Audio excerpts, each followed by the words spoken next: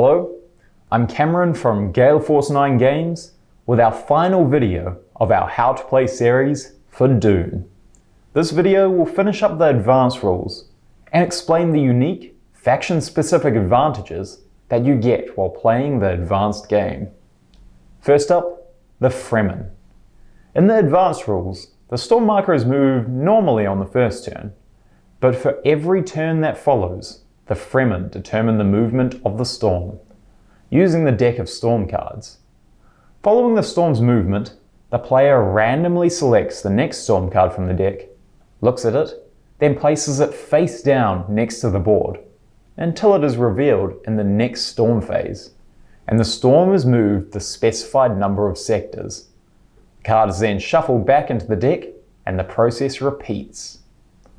During the Spice Blow phase, any additional sandworms that appear are also not discarded like usual, but instead the FREMEN player can place them wherever they wish, devouring any forces or spice in that territory.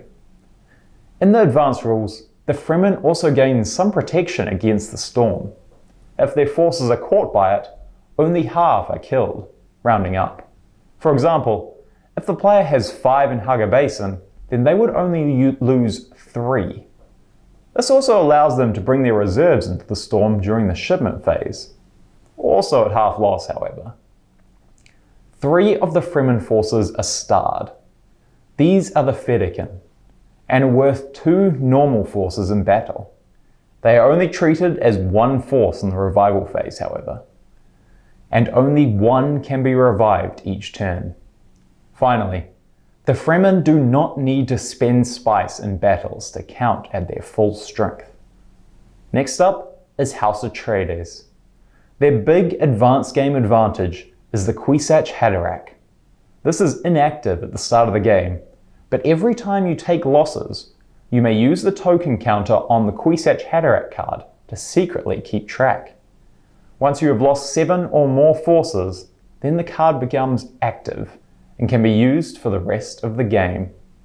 The Kwisatz Haderach may be used once a turn to add 2 strength to any leader or cheap hero. This also protects the leader it accompanies from being revealed as a traitor. For example, if the Kwisatz Haderach is used with Duncan Idaho, it brings his total strength up to 4 for this battle. It can also only be killed if caught in a laser gun or shield explosion, and then must be revived just like any normal leader. House Harkonnen in the advanced rules gets the powerful ability to capture opposing leaders. Every time they win a battle, they can randomly select 1 leader from the loser, including the leader used in the battle, but not any leaders used elsewhere that turn. Then, they may either place the leader disc face down into the Tleilaxu tanks to gain 2 spice, or they can keep the leader and use them once in their own battles, after which they have to return it to its own faction, if it survived. If all Harkonnen leaders are killed, then they have to return all captured leaders immediately. Any killed captured leaders can still be revived in the normal way by their own faction. Third, we have the BENE GESSERIT. This faction receives a lot of advanced game rules, quite dramatically change the way they play. You will notice that the BENE GESSERIT forces have 2 sides, normal side, which are their fighters, and the striped side, who represent their spiritual advisors. At the start of the game, after all other players have placed their forces, then you can place 1 peaceful advisor in a territory of your choice. If you are alone in the territory, then you can switch it to a fighter. Whenever another player ships in from off-planet, you can choose to ship 1 peaceful advisor down to the same territory, instead of shipping 1 to the polar sink as normal.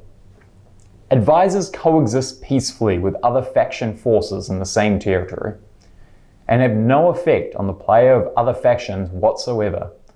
They cannot collect spice, be involved in combat, or prevent any player from holding or challenging a stronghold.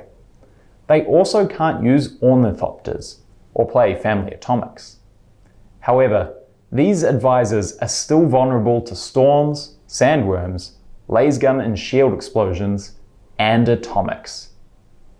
If you choose to ship into an unoccupied territory, then you must ship as fighters.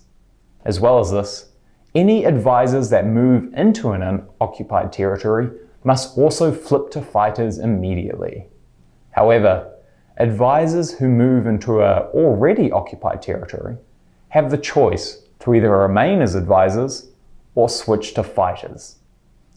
If another faction ships into a territory where you have fighters, then you can flip them to advisors to avoid conflict.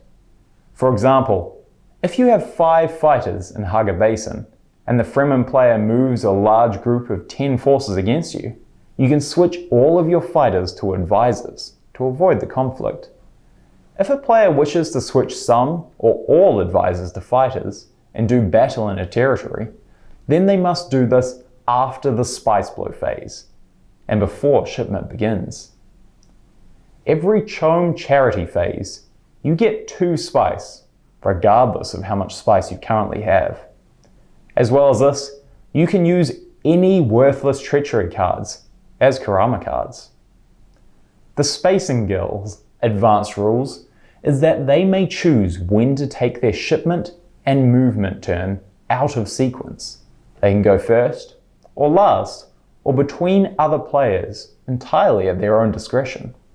You do not have to reveal when you wish to do this, until the moment you wish to take it. Finally, the Emperor. In the advanced rules, this faction receives 5 starred forces, the Elite Sardaukar, who are worth 2 normal forces in battle, unless they are fighting FREMEN, where they just count as a normal force. They are treated as only 1 force in revival, but only 1 can be revived at turn. And that is the end of our How to Play series of Dune. We hope you found these videos useful.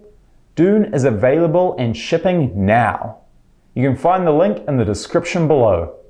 Follow Gale Force 9 Games on Twitter, Instagram, and Facebook for all the latest news and updates.